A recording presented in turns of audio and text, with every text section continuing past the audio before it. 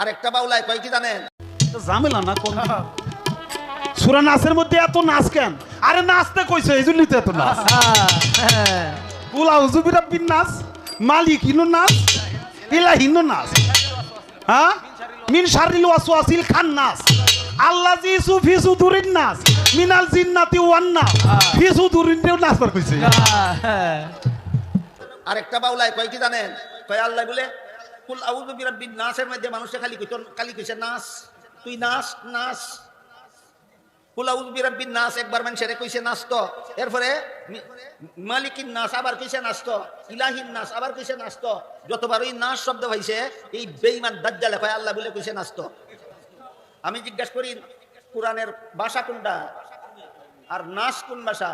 নাস নাচ ভাল লাগি কেউ যে নাচ কইয়া হুকুম করে এটা কোন ভাষা? এই কোরআন তোর বাপের মাথা দিলে এটা তো বাংলা নাচ না, কোরআনে আল্লাহ আরবি নাচ কইছে, তুই এটা বাংলা নাচ বানাই লেখার লাগিয়া।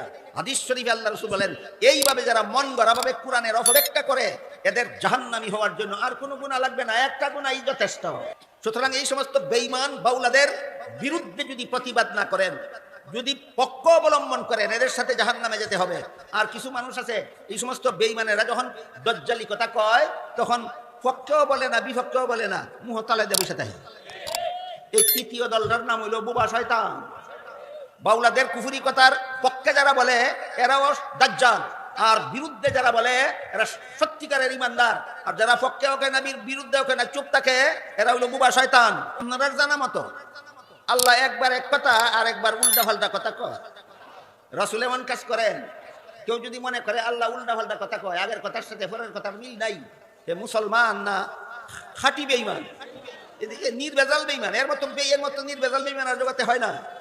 এই ধরনের বেঈমানি কথা যে সমস্ত নেতারা কয়, বাংলাদেশে এমন নেতারাও এমন বেঈমানি কথারে সমর্থন করে। আর কতগুলি বাউলে এমন বেঈমানি কথা কয়, আর কতগুলি নেতারাই বাউলদেরকে সমর্থন করে। যে সমস্ত নেতারা এই সমস্ত বেঈমানি কথা বলনেওয়ালা বাউলদেরকে সমর্থন করে, এদের ভিডিও দেখলে মনে হয় যে এদের ফিসি ফিসি আজরাইল ঘুরাইতেছে, খালি ধরতো বুড়ো হয়ে গেছে, ফিসি ফিসি ঘুরতেছে আজরাইলে ধরতো। মরণের আগে আগে তওবা করো, এই বেঈমান বাউলদের সমর্থন প্রত্যাহার করো। আর আল্লাহ উল্টা পাল্টা কথা বলে না এই কথা আবার বিশ্বাস করিয়া তওবা করিয়া আবার ঈমান আনো। তা না হইলে মরতে দেরি হতে পারে, বাউলদের সাথে চিরকালের জন্য জাহান্নামে যেতে দেরি হবে না।